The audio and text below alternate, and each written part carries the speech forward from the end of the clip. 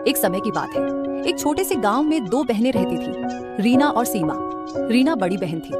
उसके कम पढ़े लिखे होने के कारण उसकी शादी एक गरीब किसान रमेश से हुई थी, जो दूसरों के खेतों में मजदूरी करता था, और रीना दूसरों के घरों में झाड़ू पोछा का काम किया करती थी। दोनों पति पत्नी मिलकर खूब मेहनत करते थे, तभी जाकर उनके घर में चूल्हे जुड़ते थे। वहीं छोटी बहन सीमा बहुत सुंदर थी, जिस कारण उसकी शादी एक अमीर व्यापारी राजेश से हुई थी। शादी के बाद से ही सीमा को अपने रूप और धन का घमंड हो गया था। सीमा हमेशा अपनी बड़ी बहन को ताने मारती और नीचा दिखाने का कोई मौका नहीं छोड़ती।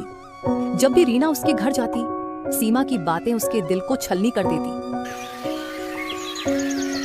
एक दिन रीना सुबह सुबह अपने काम पर जा रही थी, तभी उसे रास्ते में उसकी छोटी बहन सीमा मिली। दीदी, तुम्हें देखकर तो यही लगता है कि गरीबी सच में बहुत बुरी चीज होती है। तुम्हारे हाथ तो देखो कितने कठोर हो गए हैं दूसरों के घरों में काम करते करते, और ये कपड़े लगता है बरसों से बदले ही नहीं। सीमा, हम गरीब हैं लेकिन मेहनत से कमाते हैं। भगवान ने हमें जो दिया है उसमें खुश रहते हैं। हाँ हाँ, खुश तो दिख ही रही हो, लेकिन क्या करूं, मुझे तो आदत नहीं कि मैं तुम्हारे जैसे गरीबों से ज्यादा बातें करूं। वैसे भी मैं और राजेश जी तो शहर के बड़े लोगों के साथ उठते बैठते हैं। तुम्हारी तरह धूल मिट्टी में सने लोग हमारे घर आते भी नहीं। रीना की आंखों में आंसू आ जाते हैं, लेकिन वह कुछ नहीं बोलती। वह जानती है कि सीमा अब बदल चुकी है। वह चुपचाप वहां से अपने काम पर चली जाती है। समय बीतता गया। एक दिन रीना के पति रमेश की तबीयत अचानक बहुत खराब हो गई। कई दिनों तक इलाज कराने के बाद घर की सारी जमा पूंजी खत्म हो गई। अब रीना के पास खाने तक के पैसे नहीं बचे। रात का समय। रीना अपने पति के पास बैठी है, जो खाट पर लेटे कराह रहे हैं। रीना, अब तो लगता है मैं ज्यादा दिन नहीं बचूंगा। हमारे पास तो अब कुछ भी नहीं बचा, बच्चे भी भूखे हैं। नहीं रमेश, ऐसा मत कहो। मैं कुछ न कुछ इंतजाम कर लूंगी। मैं अपनी छोटी बहन से पैसे मांगने जाऊंगी। अगले दिन रीना सीमा के घर जाती है। सीमा दरवाजे पर खड़ी होती है, जबकि रीना अंदर जाने की इजाजत मांगती है। ओहो दीदी, क्या बात है, इस बार किस लिए आई हो? सीमा, रमेश की तबीयत बहुत खराब है। हमारे पास इलाज के पैसे नहीं बचे। बस थोड़े पैसे उधार दे दो, हम बाद में चुका देंगे। ओह दीदी, कितनी बुरी बात है, लेकिन अफसोस अभी तो मेरे पति सारा पैसा लेकर गांव की जमीन खरीदने गए हैं। तुम पहले आती तो शायद कुछ मदद कर पाती। लेकिन सीमा, तुमसे थोड़ा बहुत तो मिल ही सकता है। अरे दीदी, अगर मैं हर गरीब रिश्तेदार की मदद करने लगी तो फिर मेरा क्या होगा? रीना की आंखों में आंसू आ जाते हैं। वह चुपचाप वहां से लौट जाती है। सीमा ने आज तक उसकी कोई मदद नहीं की। एक दिन रीना ने सोचा, सीमा ने तो पैसे देने से मना कर दिया, अब मैं क्या करूं? एक काम करती हूँ, मैं अपने बड़े भैया के घर जाती हूँ, वह मुझे पैसे देने से मना नहीं करेंगे। रीना अपने बड़े भाई के घर पैसे मांगने निकल जाती है। भाभी, भैया घर पर है? नहीं, तुम्हारे भैया घर पर नहीं है, किसी काम के सिलसिले से शहर गए हैं। कोई काम है तो मुझे बताओ। भाभी, हमें कुछ पैसों की जरूरत है। रमेश बहुत बीमार है। देखो रीना, तुम जानती हो कि तुम्हारे भैया घर पर नहीं है, और वैसे भी हमारे घर पर भी बहुत खर्चे होते हैं। हर किसी की मदद करना हमारे बस की बात नहीं है। भाभी, मैं कसम खाती हूँ, जैसे ही हालात सुधरेंगे मैं पैसे लौटा दूंगी। मैंने कह दिया ना, हमारे पास पैसे नहीं है। अब और कुछ सुनना है क्या? रीना की आंखों से आंसू टपक पड़ते हैं। वह चुपचाप वहां से चली जाती है और अपने घर के दरवाजे के बाहर बड़ी उदास मन से बैठ जाती है। उसे कुछ समझ नहीं आता कि वह क्या करे। गर्मियों की दोपहर लू के थपेड़े चल रहे थे। गांव की गलियों में धूल उड़ रही थी। तभी एक बूढ़े साधु बाबा हाथ में भिक्षा पात्र लिए गांव में प्रवेश करते हैं। उनके चेहरे पर तेज था, पर उनकी हालत देखकर लग रहा था कि वह कई दिनों से भूखे हैं। सबसे पहले वह सीमा की हवेली के दरवाजे पर पहुंचते हैं। कुछ भिक्षा दे दो, कई दिनों से भूखा हूँ। चले आते हैं भिखारी कहीं से भी, यह हवेली कोई दानशाला नहीं है। चलो भागो यहाँ से। साधु बाबा कुछ क्षण खड़े रहते हैं, फिर निराश होकर वहां से आगे बढ़ जाते हैं। वह धीरे धीरे चलते हुए रीना की झोपड़ी के सामने पहुंचते हैं। बेटी, कुछ खाने को मिलेगा? बाबा, कृपया बैठ जाइए। मेरे पास ज्यादा कुछ नहीं है, पर जो भी है आप स्वीकार कीजिए। रीना अंदर से थोड़ा सत्तू और गुड़ लाकर बाबा को देती है। बेटी, तूने तो मेरा हृदय प्रसन्न कर दिया। मैं तेरे उपकार का बदला कैसे चुकाऊं? बाबा, मेरे घर में मेरे पति बहुत दिन से बीमार है। मैं सबसे मदद मांगी, पर किसी ने मेरी मदद नहीं की। आप उन्हें बस आशीर्वाद दे दीजिए कि वह बहुत जल्दी ठीक हो जाए, और मुझे कुछ नहीं चाहिए। साधु बाबा अपनी झोली में हाथ डालते हैं और एक चमकता हुआ मिट्टी का घड़ा निकालते हैं। बेटी, यह घड़ा तेरे लिए है, तुम इसे रख लो। पर बाबा, मैं इस घड़े को क्या करूंगी? पहले से ही मेरे घर में घड़े रखे हुए हैं। बेटी, यह ऐसे वैसे घड़े नहीं हैं। तुम्हारे घर में घुसते ही तुम्हारे हर दुख को दूर कर देंगे, और इस घड़े में से जो भी निकलेगा वह तुम्हारे कर्मों का फल होगा। इतना कहकर वह साधु बाबा वहाँ से गायब हो जाते हैं और रीना खुशी खुशी घड़े को लेकर अपने कमरे में आ जाती है। कमरे में आते के साथ रमेश की तबीयत बिल्कुल पहले की तरह ठीक हो जाती है। अरे रीना, अभी मेरी तबीयत बिल्कुल ठीक लग रही है। कुछ देर पहले ही मुझे बिस्तर से उठने का बिल्कुल भी मन नहीं कर रहा था। अब देखो, मैं तुम्हारे सामने खड़ा हो गया हूँ। हाँ रमेश, तुम बिल्कुल ठीक हो गए हो। अभी एक साधु बाबा आए थे और कह रहे थे, यह घड़ा तुम्हारे घर में घुसते के साथ तुम्हारे कष्ट दूर हो जाएंगे, और इसमें से जो कुछ भी निकलेगा वह तुम्हारे कर्मों का फल होगा। अरे रीना, वाकई में यह घड़े तो जादुई घड़े हैं। हाँ जी, सच में ये जादू घड़े हैं। अब चलो मिलकर इस घड़े को खोलते हैं, देखते हैं इस घड़े में क्या निकलता है। राधा धीरे धीरे घड़े का लाल कपड़े को हटाती है। अचानक उसमें से सोने के सिक्के झरने की तरह गिरने लगते हैं। दोनों अवाक रह जाते हैं। ए भगवान, ये तो किसी वरदान से कम नहीं। ए जी, वह बाबा भगवान के रूप में आए थे। यह देखिए, हमारे कर्मों का फल देकर गए हैं। अब यह सोने के सिक्के से हम कोई अच्छा काम करेंगे। लेकिन रीना बहुत समझदार थी। उसने तुरंत यह फैसला किया कि वह इस धन का उपयोग लापरवाही से नहीं करेगी, बल्कि एक अच्छा व्यापार शुरू करेगी, ताकि यह हमेशा बना रहे। हाँ रीना, अभी गर्मी का मौसम है, तो इस मौसम में हम छाछ, नींबू पानी, शरबत बेचने का कारोबार करेंगे। इस मौसम में हमारा कारोबार अच्छा चलेगा। रीना ने कुछ सिक्के लिए और सबसे पहले गांव के एक व्यापारी से अच्छी गुणवत्ता का दूध और छाछ खरीदने के लिए गई। सेठ जी, मैं कुछ पैसे लगाकर अच्छी छाछ और दूध बेचना चाहती हूँ, क्या आप मेरी मदद करेंगे? सेठ ने सीमा का मेहनत और ईमानदारी देखकर कहा, बिल्कुल बहन, अगर तुम ईमानदारी से काम करोगी तो मैं तुम्हें अच्छी कीमत पर दूध दूंगा। अब रीना ने अपनी छोटी सी दुकान शुरू की। पहले ही दिन उसकी छाछ और लस्सी की बिक्री इतनी ज्यादा हुई कि वह खुद भी हैरान रह गई। अब रीना का व्यापार चल निकला था। गांव के लोग उसकी मेहनत और ईमानदारी की सराहना करने लगे। लेकिन जब यह खबर उसकी छोटी बहन सीमा तक पहुंची, तो वह जल भून गई। कल तो यह मुझसे पैसे की भीख मांगने आई थी, आज अचानक इतना पैसा इसके पास कैसे आ गया, जो यह लस्सी का व्यापार शुरू कर दी, और उसका पति रमेश भी ठीक हो गया। मुझे इसका पता लगाना ही होगा। सीमा परेशान होकर अपने कमरे में इधर उधर टहल रही थी। फिर वह तुरंत चुपके से रीना के घर के दरवाजे के बाहर खड़ी हो जाती है और उन लोगों की सारी बात सुनने लगती है। ए जी, आज हमारा पहला दिन ही बहुत अच्छी कमाई हुई। यह सब उस साधु बाबा की वजह से हो रहा है। अगर वह साधु बाबा मुझे जादुई घड़ा नहीं देते तो आज हम लोग इस मुकाम तक नहीं होते। हाँ रीना, उस साधु बाबा का एहसान मैं जिंदगी भर नहीं भूलूंगा। आज इसी घड़ा की वजह से मुझे नई जिंदगी मिली है, वरना मैं बहुत दिनों से बीमार था, फिर भी ठीक नहीं हो रहा था। वह साधु बाबा भगवान से कम नहीं है। अच्छा, तो इसका मतलब ये लोग के पास एक साधु बाबा ने जादुई घड़ा देकर गए हैं। एक काम करती हूँ, अभी मैं यह ठहरती हूँ। ये लोग के सो जाने के बाद मैं इस घड़े को चुरा कर ले जाऊंगी। फिर सीमा ने रमेश और रीना के सो जाने का इंतजार करती है। वे लोग जैसे ही सो जाते हैं, वह तुरंत घर के अंदर जाती है और घड़े को जैसे ही हाथ लगाती है, वह घड़ा उड़कर दीवार में चिपक जाता है और उसमें से गंभीर आवाज आती है, ए मूर्ख लालची घमंडी औरत, धन का घमंड करने वाला सदा दुखी रहता है। सच्ची अमीरी ईमानदारी और मेहनत में होती है।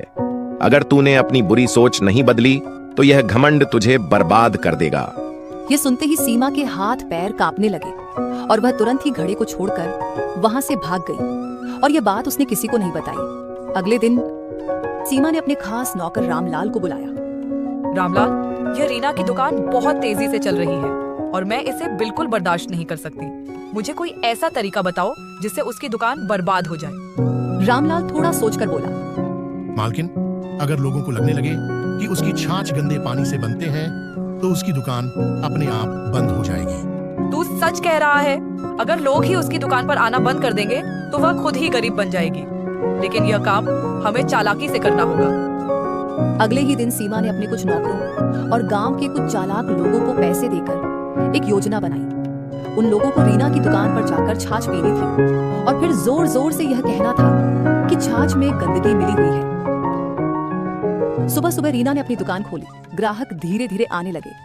तभी सीमा के भेजे हुए लोग दुकान पर पहुंचे और छाछ पीने लगे। अरे यह क्या, इस छाछ में तो कुछ अजीब सा स्वाद आ रहा है। हाँ हाँ, लगता है कि इसमें कोई खराबी है। रीना, तुम कैसी छाछ बेच रही हो?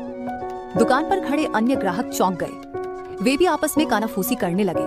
तभी एक और आदमी बोला, अरे भाई, मैंने सुना था कि रीना के यहाँ की छाछ अच्छी होती है, लेकिन ये तो कुछ गड़बड़ लग रही है।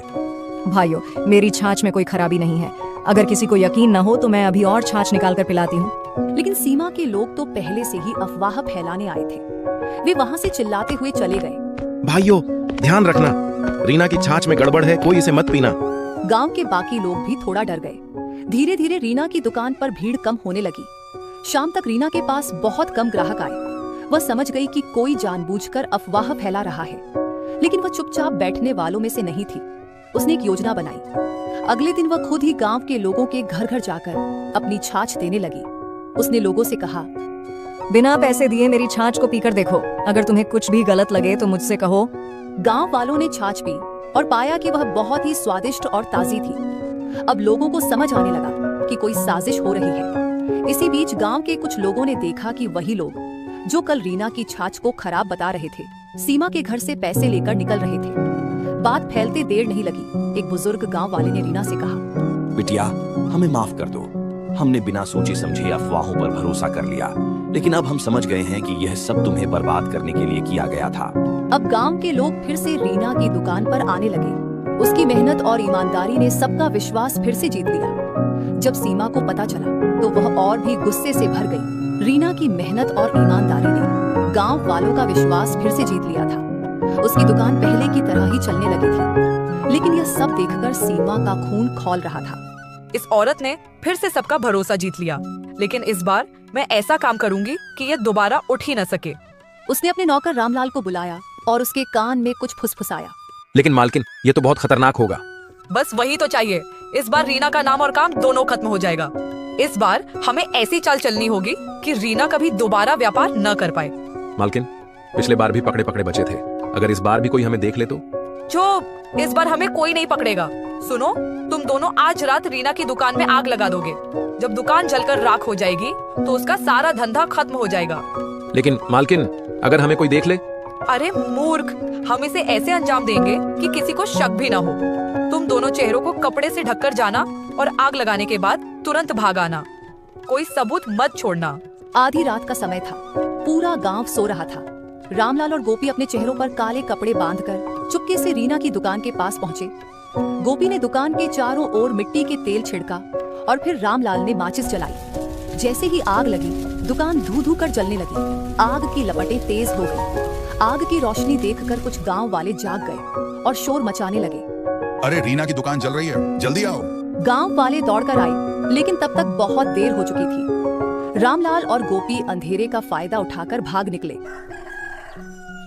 सुबह जब रीना दुकान आई तो उसे राख का ढेर देखकर गहरा आघात पहुंचा। हे भगवान, मेरी मेहनत की कमाई सब जलकर खत्म हो गया। उधर गांव का मुखिया भी वहां पहुंच गया। यह बहुत बड़ा अपराध है। हमें तुरंत पता लगाना होगा कि यह किसकी करतूत है। रीना ने रोना बंद किया और अपने दिमाग से सोचना शुरू किया। उसे यकीन था कि यह कोई दुर्घटना नहीं थी, बल्कि किसी ने जानबूझकर किया है। उसने सबूत ढूंढने की कोशिश की। इधर उधर झांका पर उसे कुछ नहीं मिला। दास होकर घर जाने लगी। तभी उसने देखा कि झाड़ियां में एक गमछा और तेल का डब्बा पड़ा है। रीना ने उसे उठाकर मुखिया जी के पास ले गई। गांव में हाहाकार मच गया कि सबूत पकड़ा गया है, किसी की गमछा मिला है। अरे सबूत मुखिया जी के हाथ मिल गया है। अब वह जल्दी ही पकड़ा जाएगा कि रीना का दुकान में आग किसने लगाया। हाँ, मुझे तो लगता है कि वह तोलिया सीमा के नौकर का है। मैं कल उसे ऐसा ही तोलिया लेते हुए देखा था। मुखिया ने सभी नौजवानों को गांव के चौपाल पर बुलाया और कहा, क्या कोई पहचान सकता है कि यह तौलिया किसका है? गांव वाले तौलिए को ध्यान से देखने लगे। अरे, ऐसा ही तौलिया तो मैंने सीमा के घर पर देखा था। गांव वाले एक दूसरे की ओर देखने लगे। सीमा अब तक शांत खड़ी थी, अचानक घबराने लगी। नहीं, यह मेरा तौलिया नहीं है। मुखिया ने अब मिट्टी का तेल का डब्बा उठाया। उस पर हल्के अक्षरों में सीमा स्टोर्स लिखा था। यह वही दुकान थी जहां से सीमा अपने नौकरों के लिए राशन मंगवाती थी। सीमा, मिट्टी का तेल का डब्बा तो तुम्हारी दुकान का है। ये यहाँ कैसे आया? मैं क्या जानूं? कोई भी मेरे स्टोर से सामान खरीद सकता है। इधर सीमा का पति का व्यापार ठप हो गया था। वो बहुत निराश होकर घर लौट रहा था। वह यह सब चीज से बिल्कुल ही अनजान था कि सीमा क्या कर रही है। वह आते वक्त देखा कि चौपाल पर भीड़ लगी है। वहां पर वह पहुंचा तभी सभी लोग उसकी तरफ देखते रह गए, क्योंकि वह वही गमछा लिए खड़ा था जो मुखिया जी के पास सबूत में मिला था। अब बोलो सीमा, अभी भी तुम कुछ बोल सकती हो। तुम्हारा सबूत तुम्हारे सामने आकर खड़ा हो गया। सीमा ने इधर उधर देखा, लेकिन कोई रास्ता नहीं बचा था। गांव वाले भी अब उसे घूर रहे थे। वह घबराहट में बड़बड़ाने लगी। मुझे माफ कर दीजिए मुखिया जी, मैं ही यह सब करवाया था, क्योंकि मैं नहीं चाहती थी कि रीना मुझसे ज्यादा अमीर बन सके। सीमा, तुम्हारी जलन और घमंड ने तुम्हें अपराधी बना दिया। तुम्हारी सजा यही है कि तुम्हें गांव छोड़कर जाना होगा और तुम्हारी संपत्ति से रीना की दुकान फिर से बनाई जाएगी। मुखिया जी, मैं अपनी बहन को सजा नहीं देना चाहती। उसने जो किया वह उसके अपने कर्मों का फल है। मैं बस यही चाहती हूँ कि अब वह सुधर जाए। ठीक है, तुम्हारी जैसी मर्जी रीना। सीमा की आंखों में आंसू आ गए। उसे अपनी गलती का एहसास हो चुका था।